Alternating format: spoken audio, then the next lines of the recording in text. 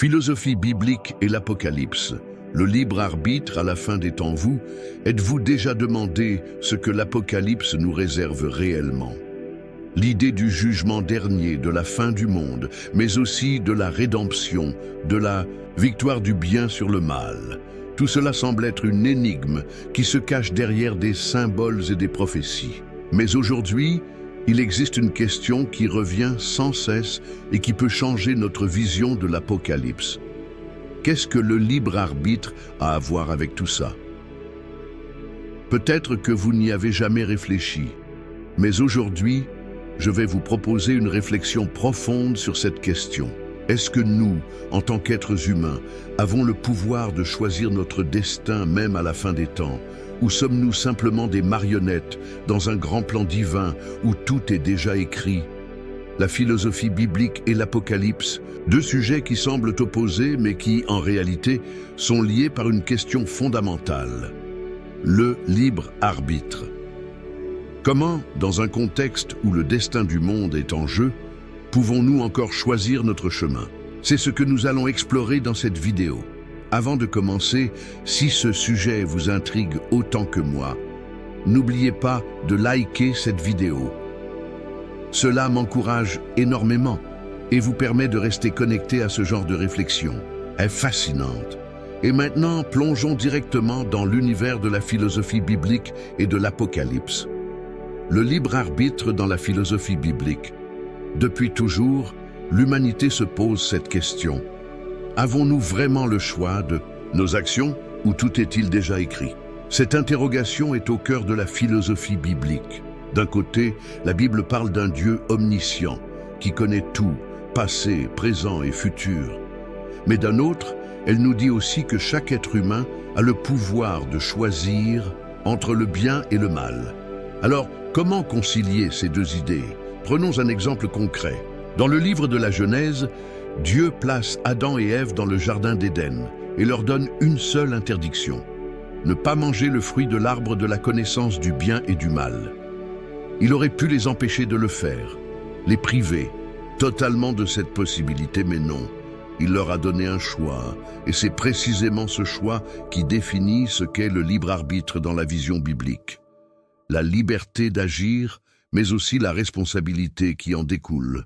Ce concept est fondamental dans toute la Bible.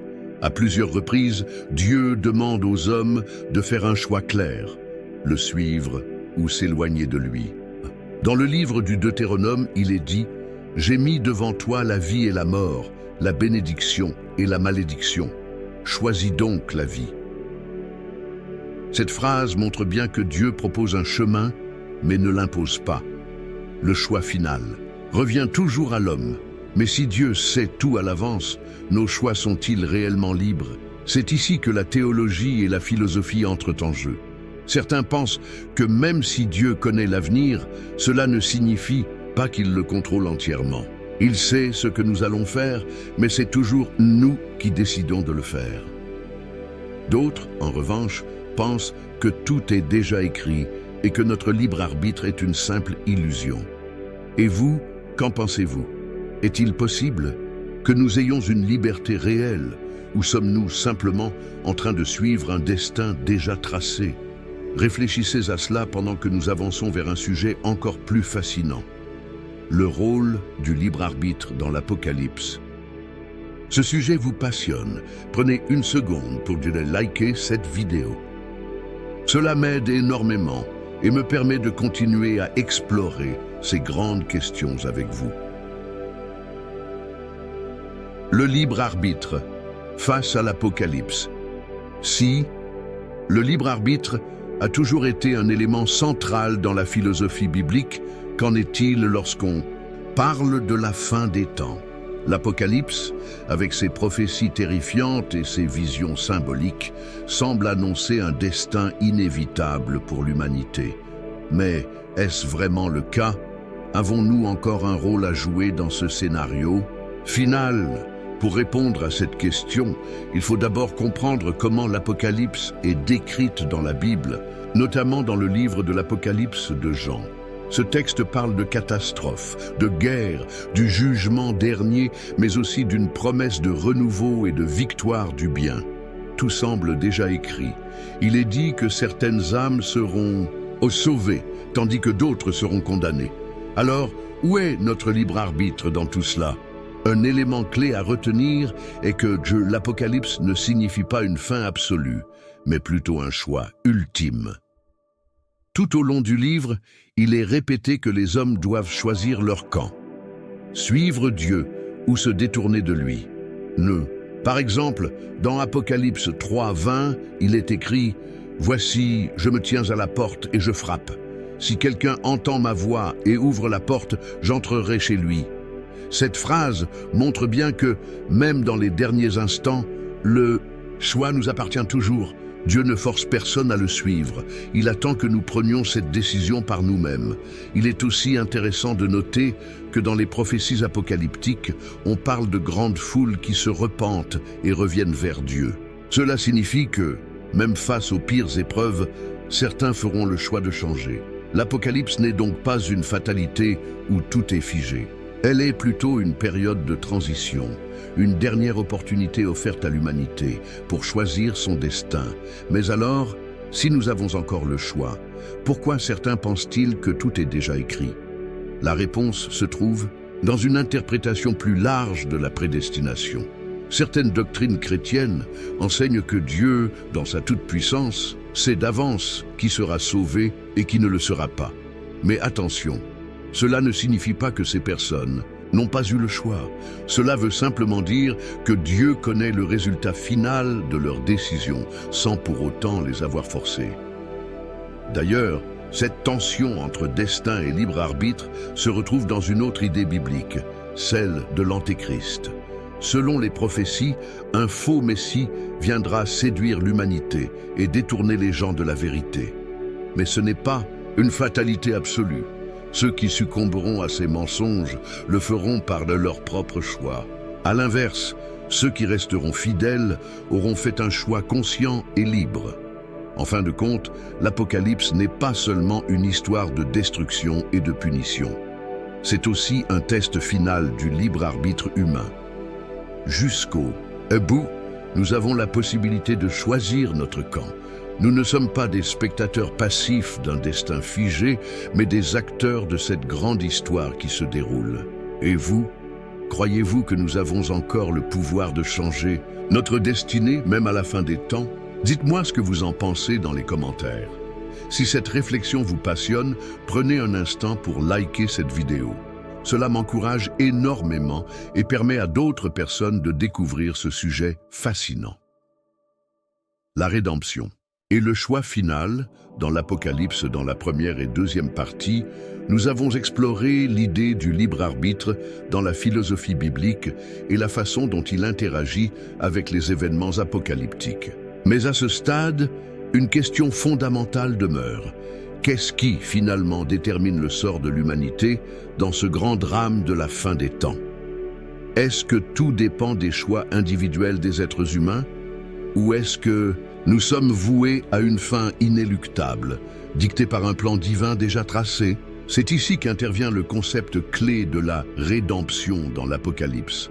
Alors que de nombreux passages décrivent des destructions massives, des guerres, des tribulations et des signes apocalyptiques impressionnants, le livre de l'Apocalypse se termine sur une note d'espoir, celle d'un nouveau ciel et d'une nouvelle terre, un monde purifié par le feu où le mal n'a plus sa place. Mais pour atteindre cette rédemption, un choix crucial doit être fait. Ce n'est pas une issue automatique. En effet, dans Apocalypse 21, il est dit « Voici, je fais toutes choses nouvelles ». Cela montre que, même après la fin de tout ce que nous connaissons, il y a une possibilité de renouvellement, un nouveau commencement. Mais cette promesse de renouveau est réservée à ceux qui ont fait le choix de suivre la voie de Dieu, ceux qui auront résisté aux tentations et qui auront choisi le bien, malgré les épreuves. Cela soulève une autre question importante. Pourquoi la rédemption est-elle associée à un choix libre, même à la fin des temps?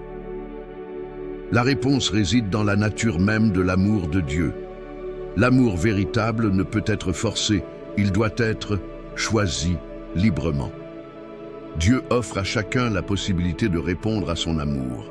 Ainsi, même face aux épreuves les plus terribles, l'humain doit toujours faire le choix de l'amour, de la foi et de l'obéissance.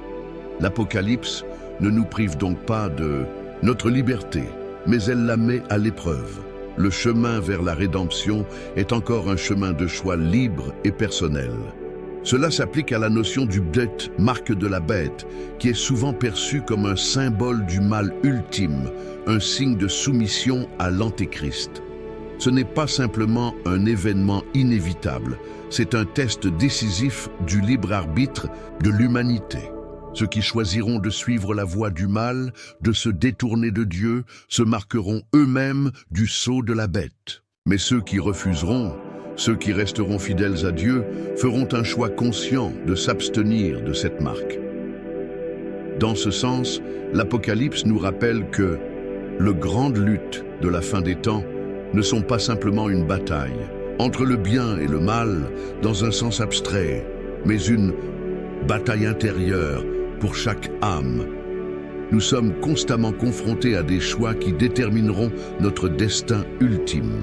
Chaque jour, nous choisissons dans nos pensées, nos actions et nos décisions de quelle manière nous réagirons face à l'adversité, de quel côté nous nous rangerons lorsque la fin des temps arrivera.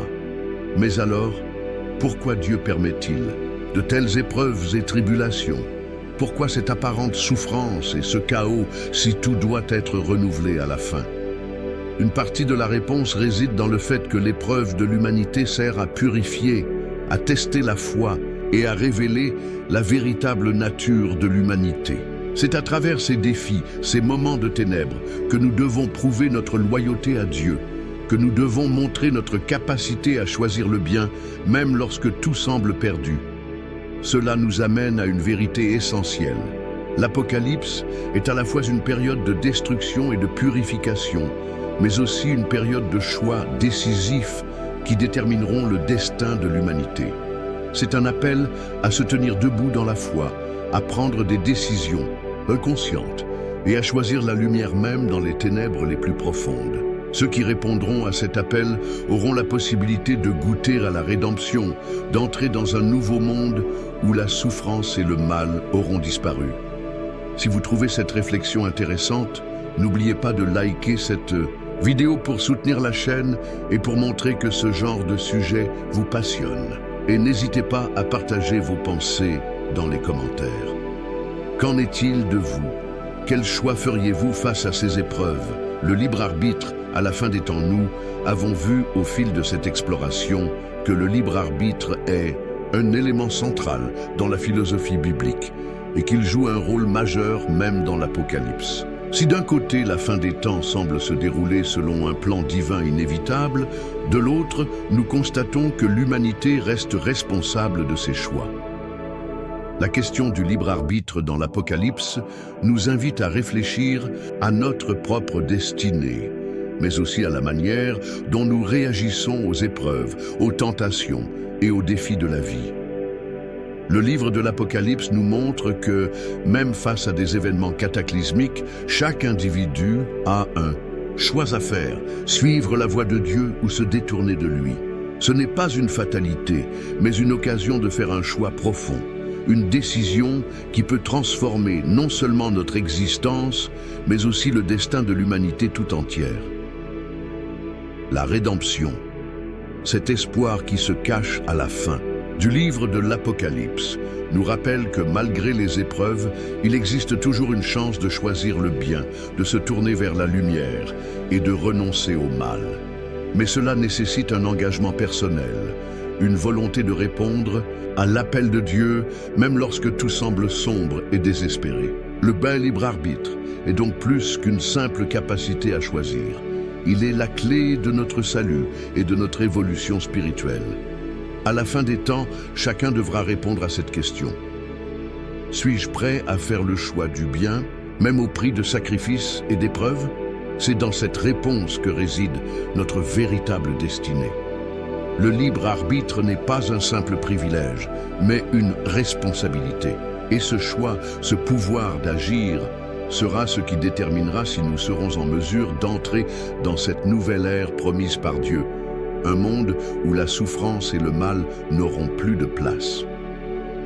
Si cette réflexion vous a interpellé et si vous ressentez le besoin de partager vos pensées sur le libre arbitre, la rédemption ou même l'Apocalypse en général, n'hésitez pas à laisser un commentaire. Je serai ravi de connaître votre avis.